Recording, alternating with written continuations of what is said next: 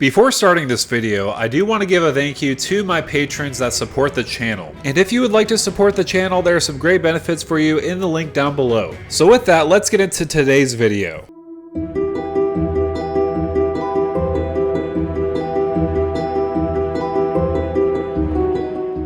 Hey, what's going on YouTube? This is Devin coming back at you with another video today on Pup Slump MTG. We're going to be upgrading the Wilds of Eldraine Precon product with Virtue and Valor. So the main focus of this deck is surrounding auras. So we do have a front-facing commander and also a backup commander. The first commander is Eldraine of the Wild Court. I'm pretty sure I'm mispronouncing that. However, it is a human knight. When it enters the battlefield or attacks, create a virtuous role token attached to another target creature you control. And it also does have the ability, whenever an enchanted creature you control deals combat damage to a player, draw a card. So obviously the more enchanted creatures you do have on the battlefield, the more card draw you're going to get out of this commander. However, how does the secondary commander compare? So the secondary commander of this deck is Gawain, Casting Director. This is pretty funny looking, honestly. It looks like somebody from the Renaissance Festival. But whenever he or another non-token creature enters the battlefield under your control, you choose one, you create a royal role token, or you create a sorcerer role token, or create a monster role token attached to that creature. So it looks like he's a casting director of a play, so this is very hilarious because he's kind of picking and choosing who's going to be what role in the play.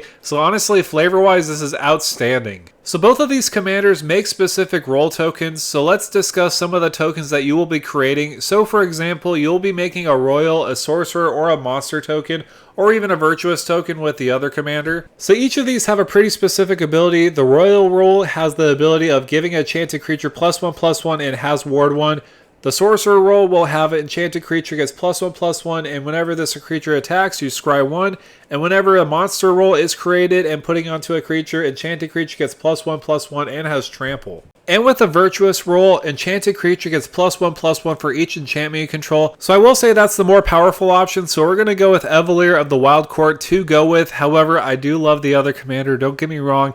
I just feel like this is the better commander because you're going to be getting card draw. And plus the virtuous role is quite insane. The more enchantments you do have on the battlefield, each creature that has a virtuous role on them will get bigger and bigger the more creatures you do put on the battlefield, that you put more auras around them. So this is a pretty powerful commander. However, I do also want to discuss some of the new cards in the deck that kind of help our commander out so that we can win the game. So there are a lot of fun and new exciting cards. The first one I did want to talk about is Knick-Knack Oof. So for X and a green, it enters the battlefield with X 1/1 counters on it. Also, when it enters the battlefield, reveal the top X cards of your library. You may reveal any number of aura cards with mana value X or less from among them onto the battlefield.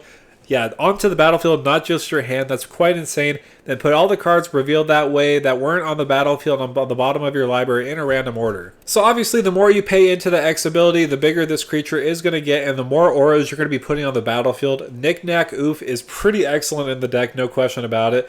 I did also want to bring your attention to Liberated Livestock. So this is a cat bird ox. However, it's not really all those creatures combined into one creature. They're all separate, as you can see on the art. So for 6 mana, when it dies, you create a 1/1 white cat creature token with lifelink, a 1/1 white bird creature token with flying, and a 2/4 white ox creature token. Also on top of that, for each of those tokens, you may put an aura card from your battlefield or graveyard onto the battlefield attached to it. So up to 3, essentially, if you have 3 of those on the battlefield, you can put 3 auras either from your graveyard or from your hand onto the battlefield attached to them. So pretty good value overall. There are also some pretty interesting auras in the deck, like Songbird's Blessing and Giant Inheritance. I like these for each of those abilities. With Songbird's Blessing, whenever an enchanted creature attacks, reveal the top card of your library until you reveal an aura card. You may put that card onto the battlefield. If you don't, you put it into your hand. Put the rest on the bottom of your library in a random order. So for 4 mana, it's a way to cheat in big fat auras on the battlefield, so this is a fun one to include.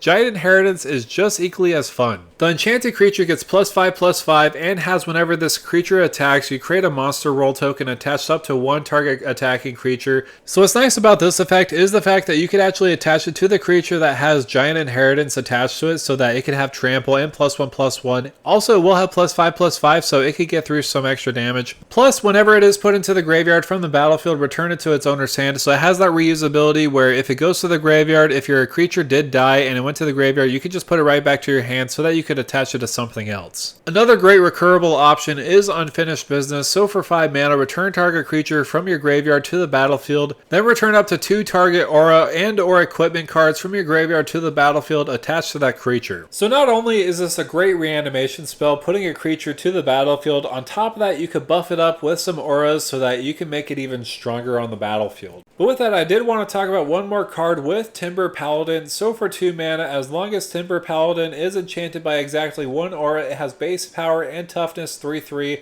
So it enters the battlefield as a 1/1. On top of that, when it's enchanted by 2 auras, it has base power and toughness 5/5 and vigilance. And when it is enchanted by 3 or more auras, it has base power and toughness 10/10, vigilance, and trample. So in a weird way, this kind of feels like level up, but the more enchantments you do put on it, the bigger this will get. And if you do have 3 or more auras on it, it's going to be a 10/10 with vigilance and trample. So definitely want to stack up as much auras as you can on this creature, and with your commander doing so, it's going to be very easy to do that. So those are some of the new excellent cards in the deck. I did also want to talk about reprints because you do want to know if you're getting great value out of the deck. However, we did get a great reprint with Bear Umbra. This is fantastic. It gives your creature +2/+2, and whenever this creature does attack, you untap all lands you control. So this acts as a combo piece with certain cards that are not in the deck necessarily, but nonetheless, if you untap all your lands, you could essentially use them over again to cast other spells later on. Bear Umbra is going to be excellent, especially because it does have that totem armor. If enchanted creature would be destroyed, instead remove all damage from it and destroy this aura. So this is a great reprint. A notable reprint I do want to talk about is Destiny Spinner, mainly because creature spells and enchanted spells you control can't be countered. That's simple enough. No longer is your blue player of the group going to be countering your spells with Destiny Spinner on the battlefield. Also, depending on how much enchantments you do have on the battlefield, you can essentially make a big creature so that you can swing in maybe for some damage with that other ability. Because we are making enchantments left and right, Eidolon of Blossoms and Enchantress's Presence is excellent in the deck. With Eidolon of Blossoms or another enchantment creature enters the battlefield under your control, you draw a card. There's going to be so much instances where you're going to be making tokens on the battlefield that are enchantments. You're going to be getting some extra card draw with Eidolon of Blossoms. And whenever you do cast an enchantment spell, you draw a card with Enchantress's Presence. So I will say these are excellent card draw options in your arsenal so that you could refill your hand to cast more auras so that you could draw some more cards with these. They did also reprint one of the best lands for enchantment decks with Hall of Helios Generosity. It has that tap ability with paying 1 and a white and tap it. Put target enchantment card from your graveyard on top of your library. This just mainly provides you that way of versatility. Say for example you have an aura card in your graveyard that you really want to cast on your commander or some other creature on the battlefield. You could easily do that by putting that on top of your library with Hall of Helios Generosity. And remember, it's just a land. It's either you could just tap it for a mana or you could use this ability. So this is really great versatility in the deck. I did also want to talk about auras that really beef up your creatures like Angelic Destiny and Celestial Archon. Both of these have that similar ability of getting +4/+4 and flying in first strike to a creature you do control. However, with Celestial Archon, it could be a creature on the battlefield itself if you don't necessarily want to bestow something on another creature. On top of that, with Angelic Destiny, it has that great ability. When enchanted creature does die, return Angelic Destiny to its owner's hand. So you have that way of using this over and over again, if just in case if your creature does die. So those are some of the new cards and also reprints in the deck. However, with this video, I do want to go over cards to consider adding into the deck. So the first card I do want to talk about is Danitha. This version of Danitha does have Vigilance, Trample, and Lifelink. It also does have the ability once during each of your turns you may cast an aura or equipment spell from your graveyard. This is just a great way to recycle some of your auras that may be in your graveyard because one of your creatures did die. You could recycle them by using Danitha's ability. So this is an excellent option in the deck. There are also some great card draw effects with Saram, Senior Artificer, and also Core Spirit Dancer. Essentially, whenever you cast an aura spell, you draw a card. That's simple and easy. The more effects you have like this on the battlefield and the more auras you do cast, the more cards you are going to draw. And honestly, if you only have one of these on the battlefield, you're just going to be replacing the card that you did cast. So overall, these are great fits in the deck nonetheless. But if you do want to get protection to your auras, Sterling Grove is going to get the job done for you. Other enchantments you control have Shroud. Also on top of that, it acts as a tutor. By paying 1 mana, sacrifice Sterling Grove, search your library for an enchantment card, reveal it, then shuffle and put that card on top. So if you feel like you don't need that Shroud ability anymore on your enchantments, you could easily search for another enchantment and put it on top of your library so that you could have some more use out of that one compared to Sterling Grove.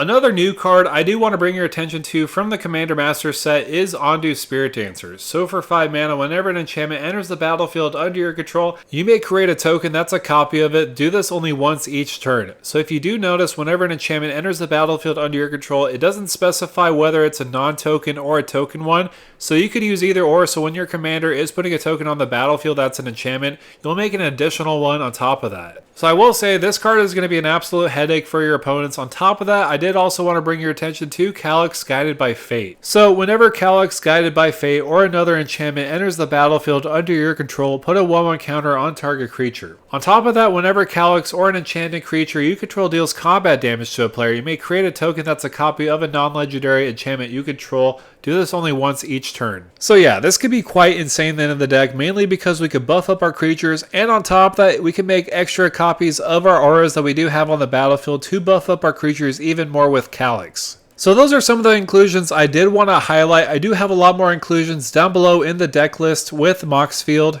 So you'll notice in the list some of the cards that I did put in there. On top of that, in the sideboard is some of the cards that I did take out just for your information, just to make sure you know which ones you may want to consider taking out. So with that said, thank you guys so much for coming by and watching this upgrade video for Virtue and Valor for the new Wilds of Eldraine set. I will be quite honest, I wasn't really too excited for this commander deck because when I first saw the image of it, I didn't see any of the spoilers. I only saw the first couple words, buff your creatures, crush your foes. So I thought this was going to be a 1/1 counter theme with Selesnya colors. So I thought, we're just getting another version of that. However, we do have a pretty cool aura theme with this deck, so I feel like it's pretty original in that aspect. I mean, yeah, there's also the Selesnya Enchantress theme in here as well. However, with auras and buffing up your creatures, I do feel like it could be a pretty fun commander, especially with Evalier of the Wild Court. But if you are planning to buy this commander deck, please use my link down below so that you can support the channel. Also, make sure to like, share, and subscribe to the channel. And with that out of the way, thank you for stopping by.